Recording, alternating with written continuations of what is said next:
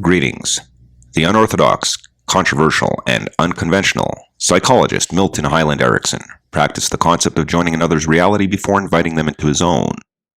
A powerful demonstration of his prowess was during his stay at a mental institution, for which he chose to admit himself as a patient in order to help a delusional man who no one before could snap out of the conviction of being a chicken.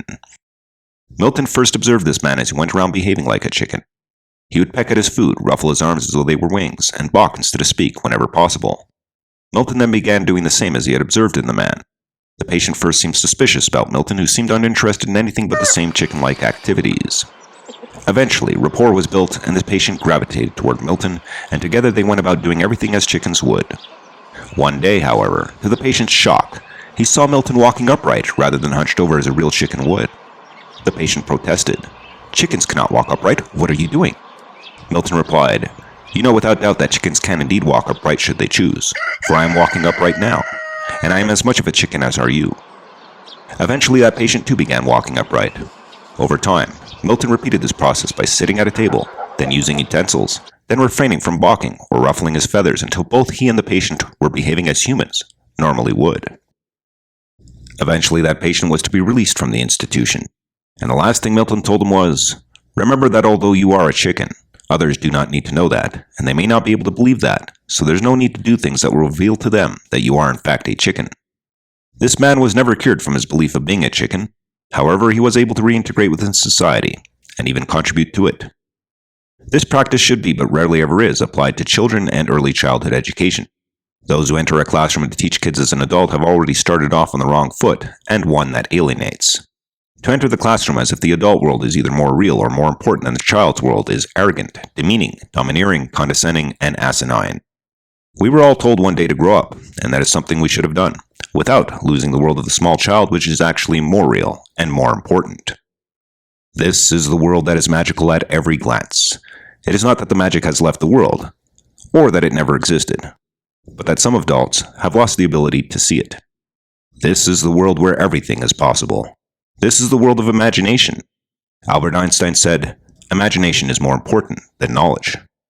This is the world of dreams, and happiness, and love, where one can forgive as quickly as one can transgress.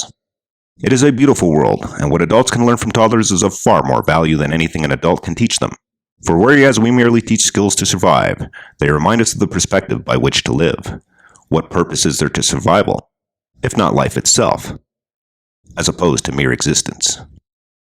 There is a reason why people like Pee Wee Herman, Ernest P. Worrell, and Mr. Rogers became famous and loved by children. It is not a Bart Simpson that most captivates a child's attention, but that adult who is still a child. That adult that has joined their reality genuinely and invites them to join in theirs. Although Mr. Rogers lacked the zany, off-the-wall, crazy character of Pee Wee Herman and Ernest P. Worrell, what he did not lack was this ability to live in the child's world. As a miniature train passes through a mysterious toy tunnel, he explains things about the world to us and the puppets in his show. They have all certainly joined the child's world, and so the child wants to join theirs. Since the adult respects and loves the child's world, the child has no reason to be defensive to the adult world, which often seems thrust upon them against their own will. A reciprocal nature is formed. The worlds of the child and adult have combined, and children, especially toddlers, will respond to this in marvelous ways. I used to think I would not like teaching little children because I considered the subject matter dull, and I did not feel comfortable acting like the clown Pee Wee Herman and Ernest P. Worrell do. One day, with one class, I fell in love with the child's world as I remembered the world I once lived in. At that moment, I joined their reality, and acting like a clown became natural to me around them, because I became one of them again. There is nothing more liberating for an adult than to become a child once again. It is no wonder that Christ said, "Unless you become as little children, you will by no means enter the kingdom of heaven." The child's world is a paradisiacal world.